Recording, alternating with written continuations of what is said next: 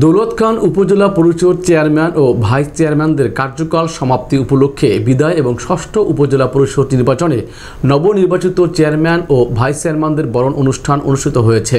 বুধবার ২৬শে জুন উপজেলা মিলনায়তনে নির্বাহী কর্মকর্তা পাঠান মোহাম্মদ সাইদুজ্জামানের সভাপতিত্বে দুইবারের সফল ও তৃতীয়বারের মতো নবনির্বাচিত উপজেলা চেয়ারম্যান আলহাজ মঞ্জুর আলম খান, ভাইস চেয়ারম্যান আনারুল ইসলাম, মহিলা ভাইস চেয়ারম্যান কোহিনুর ওবায়দুল্লাহকে বরণ করে নেওয়া হয়।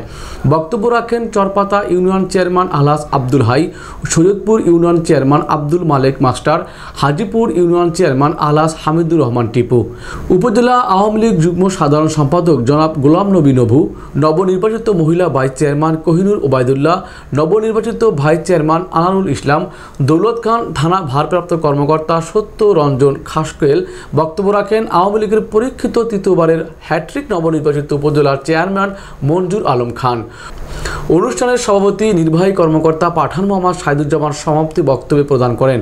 এ সময় উপজেলার বিভিন্ন ইউনিয়নের চেয়ারম্যান, আওয়ামী লীগ ও সহযোগী অঙ্গ সংগঠনের নেতাকর্মী, দৌলত খান প্রেস ক্লাব ও রিপোর্টার্স ইউনিটির সাংবাদিক নেতৃবৃন্দ সহ বিভিন্ন সরকারি দপ্তরের কর্মকর্তারা উপস্থিত ছিলেন।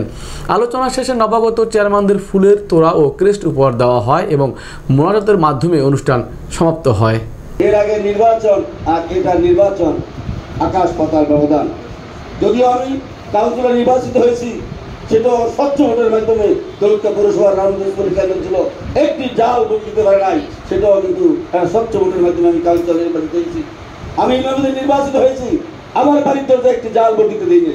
দুবার উপজেলা চেয়ারম্যান, সেটা দলীয়ভাবে প্রথমবার সিদ্ধান্ত হয়েছে, দলীয়ভাবে নির্বাচিত হয়েছি। দ্বিতীয়বারও বিনা প্রতিদ্বন্দ্বিতা নির্বাচিত হয়েছি। এবারে নির্বাচনটা অত্যন্ত কঠিন নির্বাচন অনুষ্ঠিত হয়েছে। অনুরোধ করবো, কারণ রাজনীতি করতে গেলে আপনাদের নির্বাচনে দেখা যায় যে একজন আরেকজনের হয়তো পক্ষে কাজ করেছেন, কেউ অন্য প্রার্থীর পক্ষে কাজ করেছেন। এই কথাটি যেটা আসলো, আমাদের সংসদ সদস্য মহোদয়ও এটি বলেছেন, তিনি যেন সবাই তার, সুতরাং আপনারা সবাই মিলে যেন সুন্দর করে চলে।